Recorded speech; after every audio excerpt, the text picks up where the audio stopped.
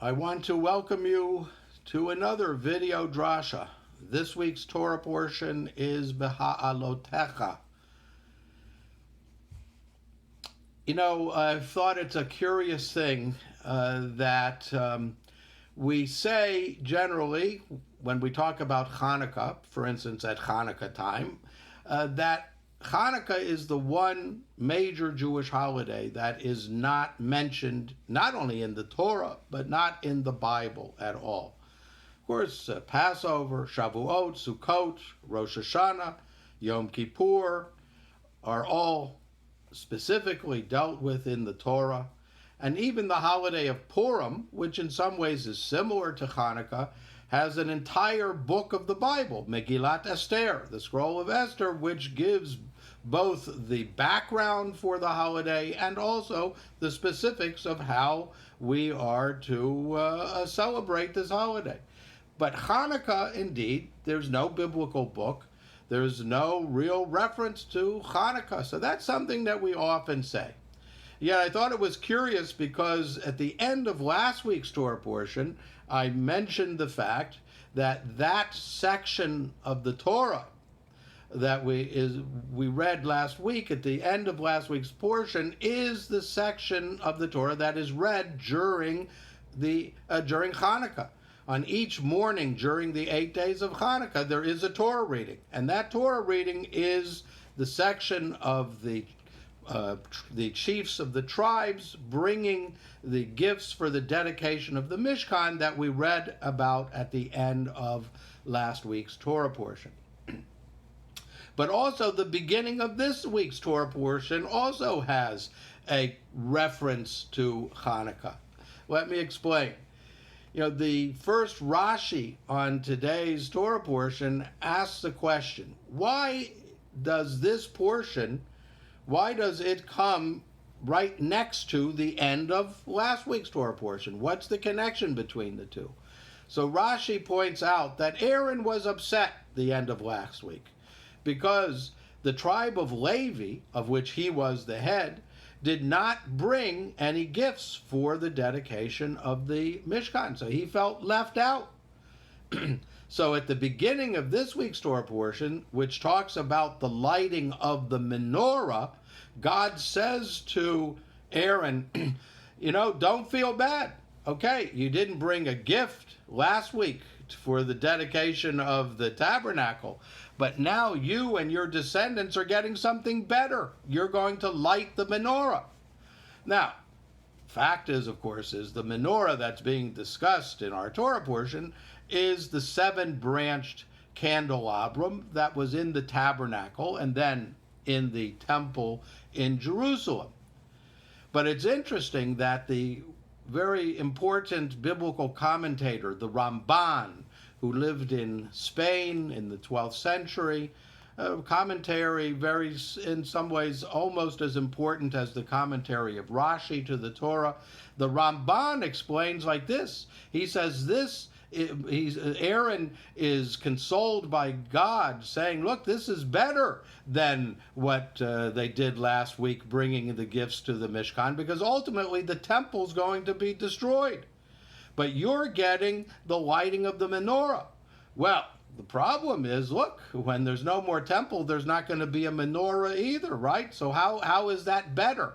But the Ramban points out that this menorah doesn't refer only to the menorah in the temple, but also does refer to the Hanukkah menorah. And therefore, its mitzvah, the lighting of the Hanukkah menorah, will continue after the destruction of the temple.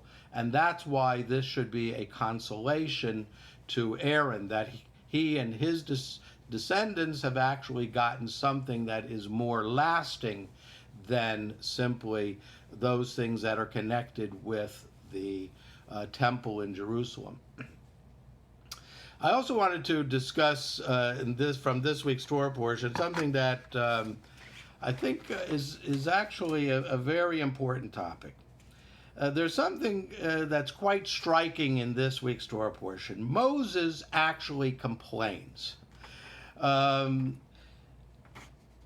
after the Israelites have complained, of course, repeatedly. I mean, almost since they left Egypt, they've done a lot of complaining. They've complained there's no water, there's no food, you know.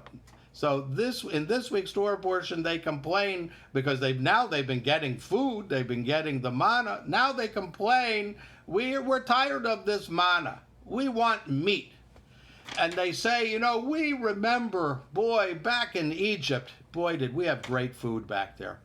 Oh, wow, we had tremendous food back there. We wish we could have that again.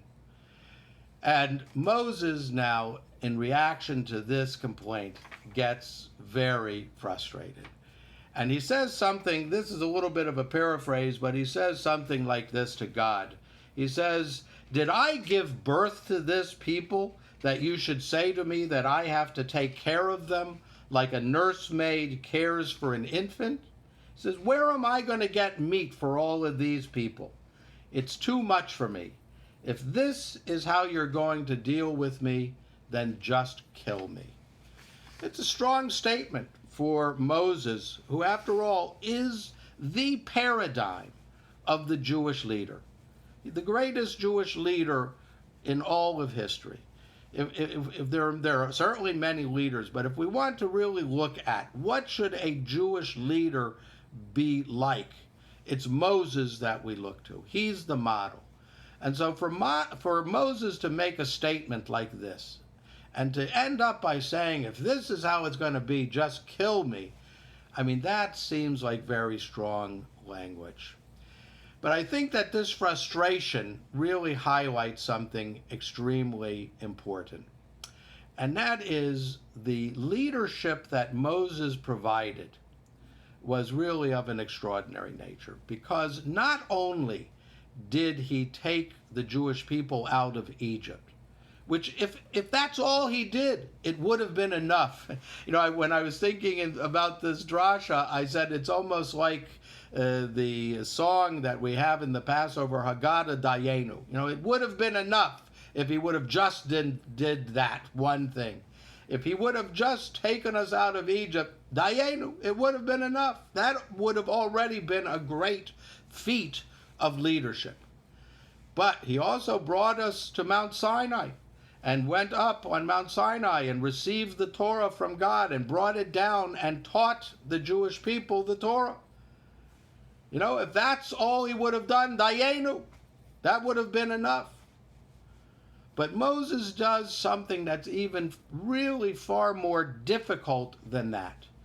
Moses has to shape the Jewish people into a nation that can be independent, that can be self-reliant, that can take responsibility for itself.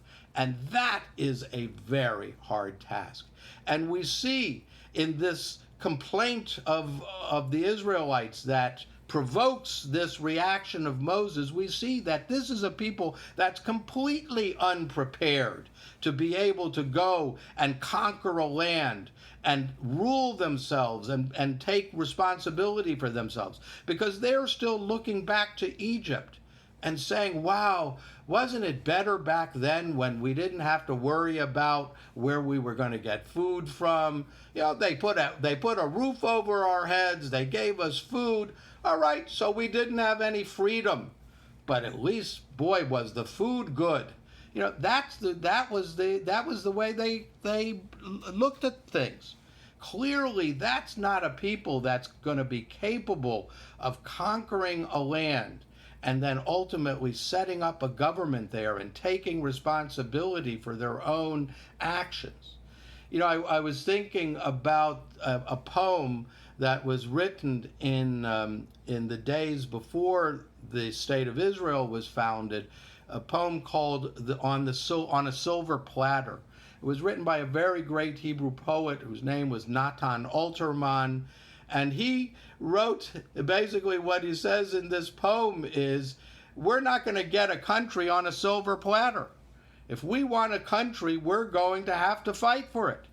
This is not going to come easy. And I think we can apply that same thing to the Israelites in the wilderness, that ultimately, if they're going to take and conquer and establish a country in the land of Israel, it's not going to be given to them on a silver platter. Now, the fact is, and it's interesting, I've recently been rereading some of the book of Joshua and Judges. These are the two books that come immediately after the end of the Torah in the Bible and do describe the conquest of the land of Israel. And we do see there two different visions. There are almost two different versions of how that happened. One is that it was miraculous, that God, in a sense, did give the Jewish people the land of Israel on a silver platter. And we see that, of course, most famously in the story of Jericho, right? The Jewish people, they didn't actually fight to conquer Jericho. They marched around the walls, they blew shofars, and the walls came tumbling down, as the song says, and they walked into Jericho. So that's one version. But on the other hand, when one reads elsewhere in Joshua, and particularly in the book of Judges, we see, no, to conquer the land of Israel required military prowess. It required military leadership. It required strategy, required courage, and it required the Israelites to fight. It was not given to them. They had to go and to fight one enemy after in order to take possession of the land. And so the fact is, Moses has to turn this people that after generations of being slaves in Egypt were really not able to take responsibility for themselves and looked back at Egypt as if somehow things were better back then when they were slaves. And he has to take that people and make them into a people. He has to shape them into a nation that will be able to conquer the land of Israel, to establish there a government, which was also not an easy thing. That took a couple of centuries, as a matter of fact, until finally a permanent government was established under King Saul. That did not come easily. And then ultimately, in order to establish a society that would be able to live in accordance with the principles and the ideals that were given over in the Torah, again, that is going to be a very difficult task. And that's what Moses ultimately had to do. He had to shape a people that was capable of doing those things, which a people that was able to be independent, self-reliant, and that could take responsibility for its own actions, so that ultimately the society they would create in the land of Israel was one for which they could take credit for its successes and would also have to take responsibility for its failures. So I think in today's Torah portion, we see really a great example of Moses' leadership, although we see it presented a little bit in this frustration that he felt, because that really clues us in to just what a difficult task it was that Moses had to accomplish. Want to wish everyone a good Shabbos, and again, I hope everyone is staying safe.